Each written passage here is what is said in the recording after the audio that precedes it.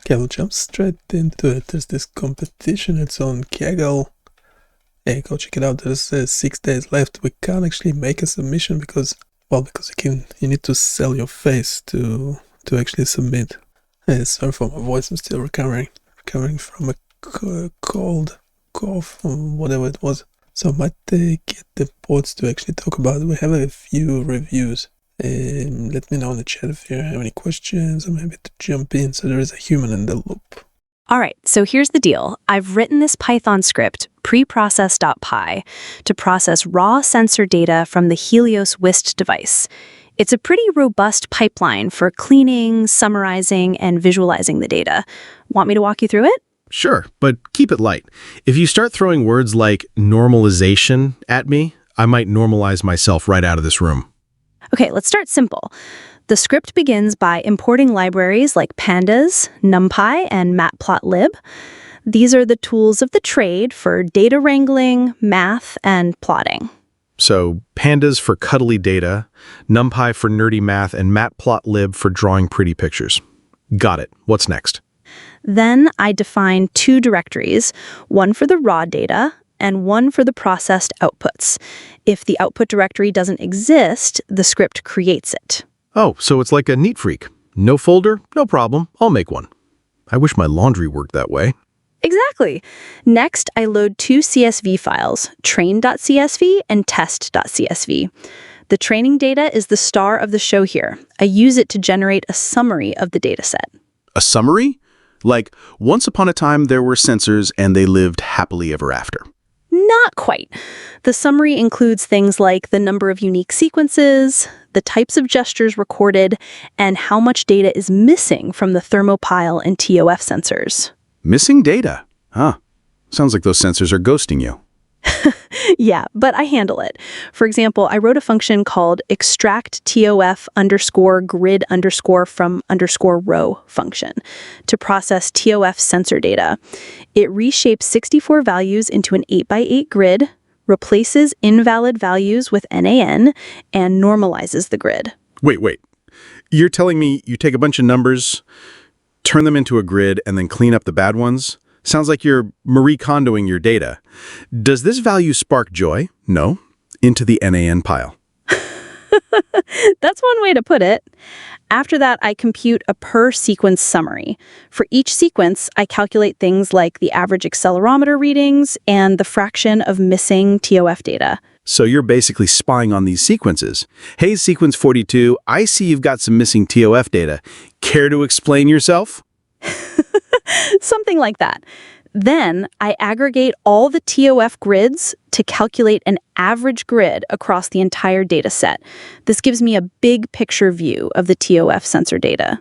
Big picture, huh? Like a family portrait of all the TOF grids. Say cheese, sensors! Exactly. I save this average grid as a JSON file and also create a heat map image using matplotlib. The heat map shows the normalized TOF values in a visually intuitive way. Oh, so now you're an artist. Behold, my masterpiece. Average TOF Sensor 1 Normalized 2025. I guess you could say that. I also export the full dataset as firstsequence.csv for the dashboard. If the dataset is too large, I create a smaller, sampled version to make loading faster. Smart. Nobody wants to wait for a giant file to load. It's like trying to stream a movie on dial-up. Buffering. Exactly. Finally, I save the average TOF grid as an image file and print a message saying the preprocessing is complete. And then you drop the mic. Pre-processing complete. Output saved. Thank you and good night. Pretty much. So what do you think? Honestly, it's impressive. You've got data cleaning, summarizing, visualizing. It's like a Swiss Army knife for sensor data. But next time, maybe add a joke function. Something like, if TOF data is missing, Culva user, looks like the sensors took the day off. I'll keep that in mind. Thanks for the feedback. Okay, so that was pretty annoying. We might not be using those voices anymore. So this competition, so far we're just displaying the data. Let's talk to another bot. Hey, can you do quick conversational responses? We want to chat about this code. Just one sentence, if you must go for a second sentence. Sure, let's chat about this BFRB project code. What part of the overview or folder structure catches your eye first? Okay, so we have the whole dataset downloaded. It's in another folder, and we have this Python code preprocessing it. Is that correct so far? Yeah, that's spot on. The full dataset is in CMI detect behavior with sensor data, and preprocess.py handles the preprocessing by loading, summarizing, and exporting clean data to the processed/folder. Okay, just a continuous response, conversational response, no bullet points. Are we looking at the entire dataset or just parts of it? We're processing the entire dataset from train.csv, exporting it fully as first_sequence.csv for the dashboard. But if it's huge, we also create a sampled version with up to 200 sequences to keep things snappy. What aspect of the data are you curious about next? It doesn't only sound robotic, but it's actually the response is robotic as well. So I have this output processed folder. Just a really quick non-technical response. So in the processed folder, what outputs do we get? The processed folder contains a dataset summary, summary.json. Can you do conversational response without any terminology? Yes, it reads the raw recordings, writes a short dataset summary, makes a smaller quick-loading sample for the dashboard, generates an average sensor heat image, and saves all outputs into the processed folder. Do you want me to change anything or run it for you? Hey, can you explain the three types of sensors that we are looking at? They pick up movement of your wrist, how you move and how fast, sense nearby body heat, whether your hand is near warm skin, and detect closeness/distance to objects, whether your hand is very near or touching something. Okay, so we have TOF, temperature, and IMU. Can you explain each one real quick? TOF sensors send tiny light pulses and time how long they take to bounce back, so they tell how close the hand is to something. Thermopile, temperature, sensors read infrared heat from nearby surfaces, so they show whether the hand is near warm skin or objects. The IMU measures the wrist's motion and rotation, so it captures how the hand moves and changes direction. Okay, can you explain the image and try and explain why so many sensors are required? The picture shows a wrist-worn board with 5 distance sensors, 5 heat sensors, and a central motion sensor arranged around the watch so they can look in different directions. Having many of each lets the device detect touches, warmth, or small movements from any angle and cross-check signals so it makes fewer mistakes. Can you do a conversational and funny response? I don't think we need so many sensors. How many do we have of each, and why do you think the reason for it is? Isn't it oversampling? All right, so we've got 5 TOF sensors, 5 Thermopile sensors, and 1 IMU smack in the middle. It's like the Helios device is saying, I'm not just watching your hand, I'm watching every angle of your hand. Why so many? Well, imagine you're scratching your neck or pulling your hair. The sensors need to catch those subtle moves from all directions. But yeah, it does feel like the device is overachieving, like it's auditioning for a spy movie. I see heat, I see distance, I see motion, I see everything. Can you actually find the file that explains what the dataset contains and how is it split into at the moment into training? Yes, the file data explains the dataset structure and how it's split. It describes the sensor recordings, the types of gestures, BFRB-like and non-BFRB-like, and the... Okay, can you summarize without any technical terminology, continuous text? This dataset is all about figuring out if certain hand movements are related to repetitive behaviors like hair pulling or just regular gestures like waving hello. It comes from a wrist device that tracks how the hand moves, how close it is to objects, and whether it's near something warm. The data is split into training and testing sets, with some sequences missing certain sensor readings to test if the extra sensors actually help. There's also information about the people who participated, like their age, height, and whether they're left or right-handed. So is the dataset ready for training or pre-training? The dataset is prepped for training but not fully pre-trained. It includes labeled sequences for training and testing, with demographic details and sensor recordings, but you'll need to build and train a model to classify gestures and behaviors. Also, that's the pre-processing Python file currently is just summarizing how many of each label do we have and things like that. Can you explain? The dataset contains recordings of hand movements, split into sequences labeled as either repetitive behaviors, like hair pulling, or regular gestures, like waving. Each sequence has data from 3 types of sensors: motion, temperature, and proximity. The pre-processing Python file takes this raw data and summarizes it, counting how many sequences belong to each label and checking for missing sensor readings. It's like organizing a messy pile of data into neat stacks so we can start training models. And the filtering by gesture doesn't seem to work at the moment. Yeah, don't trust these models at the moment. What have we got? Let's do Sonnet 3.7 thinking. Okay, we're currently having quite a few issues with the code. So the pre-processing, I suspect it's only looking at the part of the data, not all the data. And we're having trouble with the filtering. So the filtering by gesture, filtering by subject doesn't seem to work as expected at the moment. But assuming if the data is ready to be trained on, we would like to do the training and save the model so we can actually test the... For a simple approach, we could create a script that loads your processed data, builds a basic model, maybe a random forest or simple neural net, trains on both the full dataset and IMU-only data, saves the trained model for testing. Okay, that sounds good. So I assume we'll have another Python code for training, but also along the way, I would like to be able to test the performance of the model. And I also want to be able to review the data, filter it properly, so on and so forth. So I'll act as a data scientist and help you build this out step by step. it generated a Python training code. Hey, let's turn it into agent. So you can go ahead and modify the code base as needed. I'll create the necessary files to improve the filtering functionality and add model training and evaluation capabilities to the BFRB project. Let's start by implementing these changes. Made changes. Now let's create the training script that will build models for classifying BFRB gestures. Yeah, obviously the Python code will have to run locally. Made changes. Now let's create an evaluation script to compare IMU-only data versus the full sensor data. Made changes.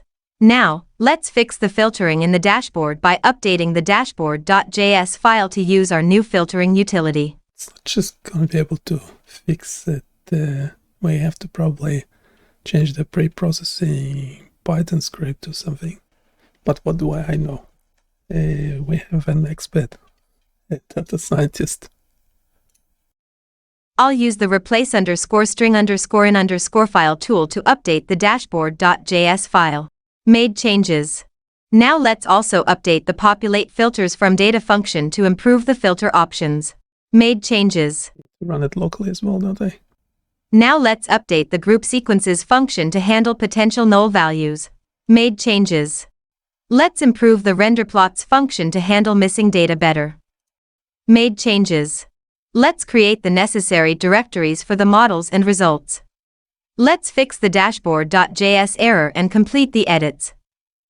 Yeah, let's Now do that. let's update the Let's just HTML broke something. file to create a more comprehensive dashboard with proper sections for the model results and visualizations. So far, I just broke my code. Doesn't look good at this stage. It doesn't look good. That's what we have in production, so it's working better. If it's better in production, it's just wasting time, aren't we? That's Claude Sonnet 3.7 in agent mode. Trying to be a data scientist. Let's create a new index.html file instead. Wow. What do you mean? What do you mean instead? What was wrong with the previous file? I don't know. I don't know what was wrong with the previous file. I'm sure it can replace me at my work. Let's check the current content of the index.html file first. Now, let's It's going update in the loops. index.html file with our improved version. It went into loops. Made changes. Let's create a simple Python script to run the dashboard.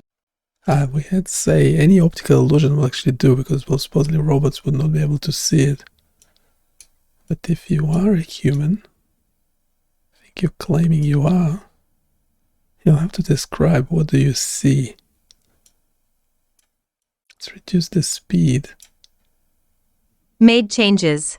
Let's summarize the changes we've made to the BFRB project. Created Python scripts for data processing and analysis. Explore_data.py for exploring and visualizing the dataset. Train_model.py for feature extraction and model training. Evaluate_sensors.py for comparing performance between full sensor data and IMU-only data. Improved the dashboard interface. Updated the filtering functionality in dashboard.js to work more reliably. Fixed the rendering functions to handle missing or invalid data better. Added an HTTP server. Created run_dashboard.py to serve the dashboard and execute Python scripts on request. Created project documentation. Added a comprehensive readme.md with project overview, file structure, and usage instructions. The project is now ready for use. Here's how you can get started. Run the preprocessing script to process the raw data. Python BFRB/preprocess.py start the dashboard server. Okay, so first of all, we do not need to start the dashboard server. We are good with that. We're good with just the normal HTML as it is. So you can get rid of that. But also, can you find any linting issues? There's like problems in the dashboard.js and the index.html. Can you fix any linting issues or the code not being fully generated? I'll remove any references to the Python dashboard server and focus on fixing linking and code issues between your index.html and dashboard.js. Hey, can you check the code? There seem to be a few issues with the script. Yes, there are a few issues in your dashboard.js. Duplicate/conflicting IMU plot code. There are two different blocks for rendering the IMU plot and TOF heat map in render plots. Okay, you can do it quietly this time. So then the other question is, do we need to run pre-processing again? Okay, we're now just going in circles, so we better move on to something else. I thought we could start the training. Well, we do have code for training. Obviously should be able to do its own testing as well. Okay, so just a quick response. Do we need to run any of the Python code, the pre-processing again? Pre-processing have changed or not? I'm not sure. Can you check above? Yes. You need to rerun the pre-processing Python code if the raw data or pre-processing logic has changed. Based on the provided information, the pre-processing script BFRB/preprocess.py generates key files like processed/first_sequence_sample.csv, processed/summary.json, processed/average_to. Okay, just a quick response. Does it currently measure how many recordings do we have for each label and things like that? Yes, the dashboard currently shows the total number of sequences and the gesture types in the summary panel at the top left, using data from processed/summary.json. However, it does not display a per label, per gesture or per subject, count or breakdown in the UI. If you want... Can we turn it into a distribution instead of just text? Can we turn it into a distribution chart for each response? How many measurements do we have? Yes, you can add a distribution chart, e.g., a bar chart, to visualize how many recordings you have for each gesture label, or subject, or both. Okay, can we actually modify the code accordingly? Made changes. A new bar chart will display the number of sequences per gesture label in your dashboard. Can you update the HTML file for me as well? Made changes. The HTML file is now updated. The dashboard will display a gesture distribution bar chart below the summary panel. No further action is needed, just reload your dashboard to see the new chart. Do we need to run pre-process again? No, it wasn't modified. There's not many sequences for each gesture. It's hopeless. Is that it? And obviously missing. It's like, yeah, it can be treated as a missing dataset because some of them have a bugger all. Yeah, very mixed. I'm not sure we got it correctly though. The count of sequences per gesture, how do we get that data? Where do we get that data from exactly? The dashboard figures out how many sequences there are for each gesture by looking at the processed CSV file. It groups all the data by sequence, checks what gesture each sequence is, and then counts them up. So, if you want to know how many times did people do each gesture, that's exactly what the dashboard's new bar. Okay, and the processed CSV file, is it all the data or just a portion of it? In your dashboard, the processed CSV file, first_sequence_sample.csv, is usually just a portion, a sample, of the full dataset. It's meant to load faster for quick preview. Can you actually check the code and do a conversational response? Absolutely. Here's a conversational answer based on your code and setup. When you open the dashboard, it tries to load first_sequence_sample.csv first. This file is just a small sample of your full data. Think of it as a quick preview so the dashboard loads fast. If that sample isn't there, or if you want to see everything, the dashboard will fall back to first_sequence.csv, which is the full processed dataset. So, if you're just poking around or want a speedy look, you're seeing a portion of the data. If you want the whole story, all the sequences, all the gestures, you'll want to use the full CSV. The dashboard is smart enough to switch between them automatically, so you don't have to worry about it unless you specifically want to analyze everything. Okay, so how do we update the pre-processing Python script? To update your pre-processing Python script, you just need to edit preprocess.py in your BFRB folder. Open that file, make your changes, for example, to how you sample, clean, or output the CSVs, and then save it. Now we specifically want the sequences, the count of sequences per gesture to be accurate, representing the whole dataset, not just a portion of it. To ensure the count of sequences per gesture represents the whole dataset, not just a sample, you should update your pre-processing script, preprocess.py, to always compute this count from the full CSV, first_sequence.csv, not the sample.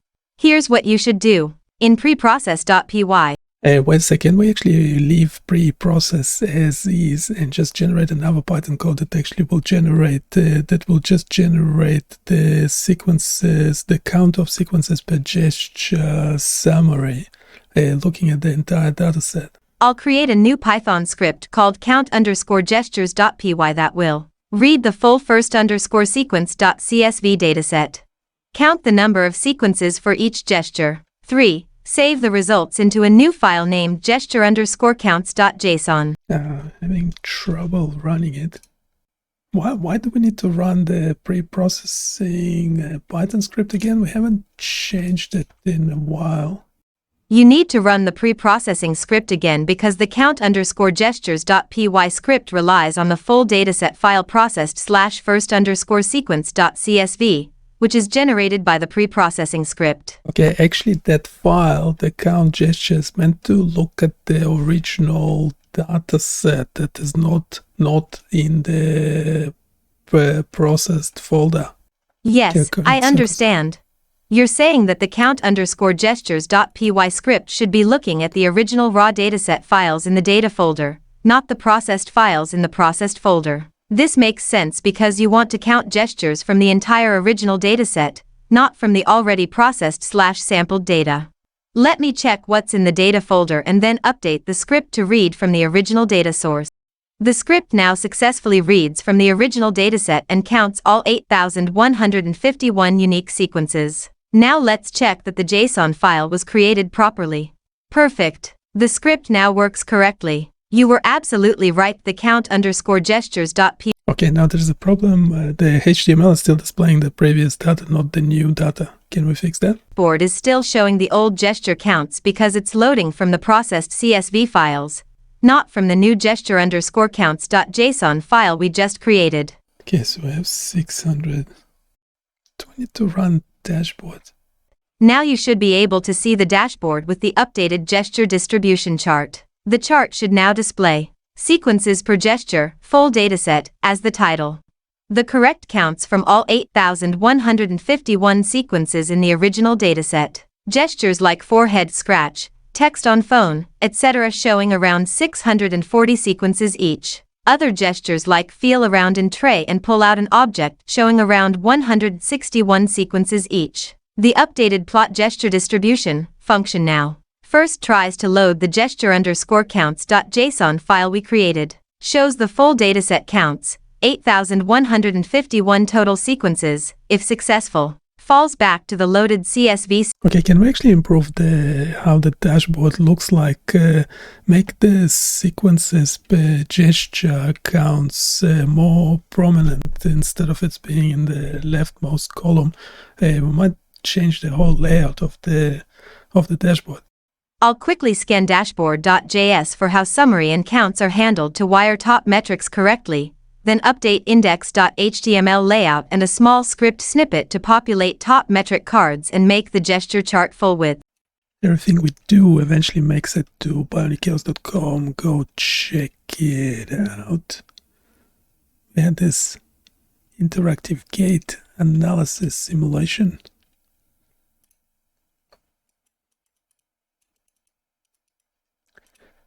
Chicken cycle. Well, a gait cycle. Cycle a step. Yeah, the ankle there looks a bit weird. Otherwise, be finishing soon. If you have any questions, do let me know. We're not actually participating. This is a current Kaggle competition, by the way. If you want to go make some money, lots of money, then surely one of those models can just train a model for you. Made changes. Can win $50,000. Well, I mean, you can. I'm struggling. Got it. Let's make the gesture counts the star of the page and clean up the layout. Okay, I have a specific question. Are you using the correct counts? The new ones coming from the count gestures Python script? So the gesture counts, they have different numbers in them. You need to double check what you're doing. To verify the dashboard uses the new counts and aid debugging, I'll add a small source label under the chart and check that the JSON file is reachable from your running server. Yeah, we're having luck with one model and then another model comes in and stuffs something up. So we are a bit in a loop at the moment. Not really progressing much further. One model can go really well for a while and then it just loses it. So it means we have to keep switching between models or something, I don't know. Why do you need to run a server? I'm already testing the dashboard at this address. Can we just move on and make sure we're using the correct gesture counts in the chart? I understand you're already testing the dashboard at that address. That would not load correctly, so why is it displaying data if it's not actually loading correctly? Okay, now it's the correct data. We'll do a summary for what does the evaluate sensor Python code does? What does this code do? The evaluate_sensors.py script is designed to evaluate the performance of machine learning models on sensor data collected from the Helios wrist device. Here's a breakdown of what it does. Okay. We haven't done the training yet. Just the continuous text conversational response. What does this code do, and is it complete? It doesn't look complete to me.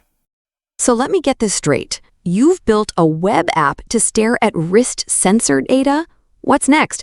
A dashboard for my Fitbit to tell me I'm lazy? Not quite. This dashboard is for analyzing behavioral data from the Helios wrist device. It's like a super smart Fitbit, but instead of counting steps, it tracks gestures and movements for behavioral research. Oh, so it's like, hey, you scratched your head 15 times today. Are you stressed or just itchy? Exactly. Well, sort of. The device records gestures like scratching, texting, or even fidgeting. The dashboard helps researchers visualize and analyze this data to understand behavioral patterns, like for people with body-focused repetitive behaviors, or BFRBs. BFRBs include things like hair pulling, skin picking, or nail biting. This dashboard helps researchers study these behaviors to develop better interventions. Okay, so it's not just a wristwatch tattling on you. What's all this about gesture counts and two-off heat maps? Sounds like you're building a sci-fi movie. Gesture counts show how many times each type of movement was recorded, like how often someone scratched their head versus texting. And two-off heat maps visualize time-of-flight sensor data, which shows how close objects are to the wrist. It's like a heat map for hand movements. So you're telling me this thing knows if I'm texting, scratching, or just waving at my cat? Pretty much. And the dashboard makes it easy to explore all this data. You can filter by gesture, subject, or even zoom into specific sequences to see detailed IMU data. IMU. Sounds like a university for robots. Close. It's the sensor that tracks acceleration and rotation. The dashboard plots this data over time so you can see how someone's hand moved during a specific gesture. Okay, but why does the dashboard look like it's trying to win a design award? You've got hero sections, metric cards, and a gesture distribution chart. What's next? A TikTok integration? We wanted it to be user-friendly and visually appealing. The Hero section highlights key metrics, like total sequences and missing data, so researchers can get a quick overview. And the gesture distribution chart shows how often each gesture occurs across the dataset. So it's like a dashboard for behavioral detectives. All right, let's dive into this train.model.py script. 642 times. Case closed. Exactly. It's all about making the data accessible and actionable. Researchers can use this to identify patterns, test hypotheses, and even train machine learning models. Machine learning? So you're teaching the computer to recognize gestures? What's next? It tells me I am texting too much? Maybe. The goal is to automate gesture recognition so the device can provide real-time feedback. For example, it could gently alert someone when they're engaging in a repetitive behavior they want to reduce. So it's like a wrist coach. Hey, stop biting your nails and go for a jog instead. Exactly. And the dashboard is the command center for all this research. It's where the magic happens. Well, I have to admit, it's pretty cool. But if it ever starts judging my Netflix binge-watching gestures, we're going to have a problem. Don't worry, we're not there yet. For now, it's all about helping people understand and improve their behaviors. No judgment, just data. Fine, but if it ever tells me I'm scratching my head too much during your presentations, I'm blaming you. Okay, there is a human in the loop. If you have any questions, go for it. If I keep getting generic stuff from humans, we might as well talk to a robot. Might as well talk to a robot. This is essentially a conversation summary that we are having with a developer, which is another model. So anyway, it's a recursive thing. There's a bunch of models talking to one another. Welcome to the new world. Anyway, we will be doing training in a sec. Well, actually, these two robots will discuss if the code we have for training is complete or not. All right, let's dive into this train.model.py script. It's a machine learning pipeline for training two models, one for binary classification, target versus non-target sequences, and another for gesture classification, specific gestures. It's like teaching the computer to recognize behaviors from wrist sensor data. So it's like, hey, computer, is this person scratching their head or texting their ex? Exactly. The script starts by loading the dataset. It tries to grab the original train.csv file, but if that's missing, it falls back to the processed first sequence.csv file. It's like having a backup plan for your backup plans. Smart. So what happens next? Does it just throw the data at the computer and hope for the best? Not quite. It processes the data first. It extracts features like the mean, standard deviation, and velocity of acceleration and rotation data. It even looks at Thermopile and TOF sensor data if available. These features are like clues for the models to figure out what's going on. So it's like giving the computer a cheat sheet. Here's the important stuff. Don't get distracted by the noise. Exactly. Once the features are ready, it splits the data into training and validation sets. Then it trains two models. A binary classifier to decide if a sequence is a target behavior or not, and a gesture classifier to identify the specific gesture. And how does it know if the models are any good? Does it just cross its fingers? Nope. It evaluates them using F1 scores, confusion matrices, and classification reports. It even calculates an overall score by averaging the binary and gesture F1 scores. Fancy.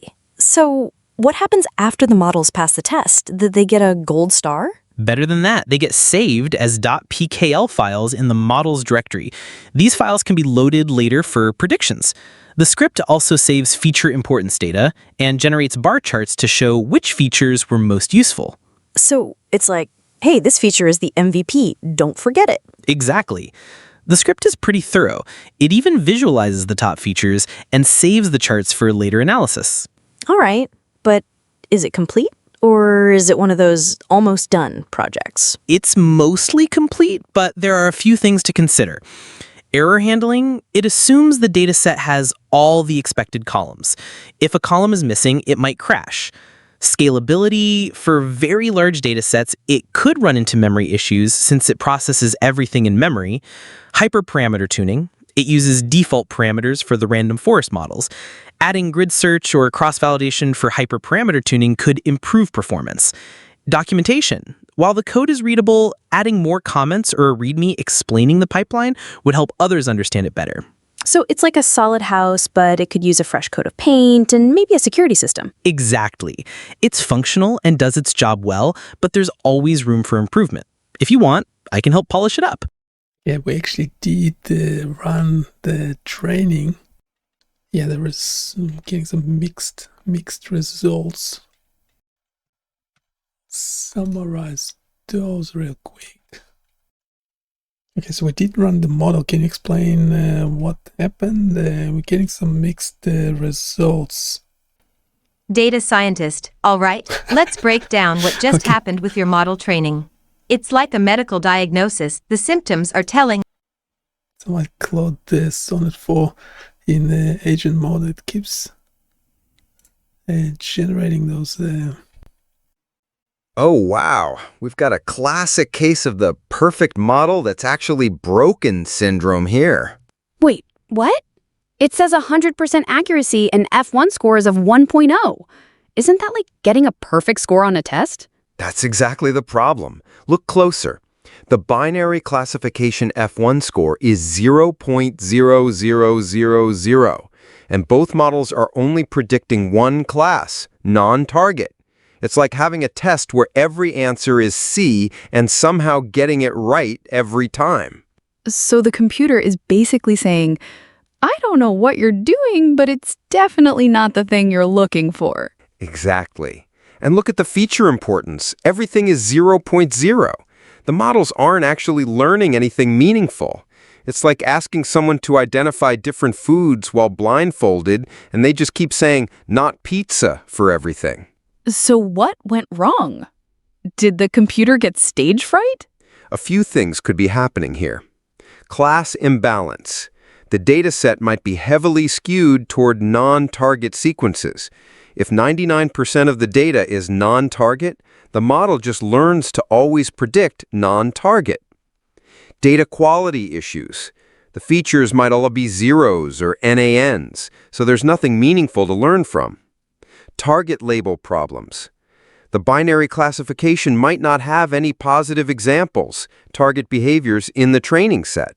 So it's like trying to teach someone to recognize unicorns when your training dataset only has horses. Perfect analogy.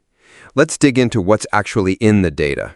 We need to check how many target versus non-target sequences we have, whether the features are actually meaningful numbers, and if there are any actual gesture classes beyond non-target. Do you want me to help you debug this? We can start by examining the actual data and see what's going on with the labels and features. Yes, I want to see this computer learn to tell the difference between a head scratch and a text message, not just shrug and say, meh, probably nothing important. Okay, we will have to continue this next time. Hey, let me know if you have looked at this dataset as well.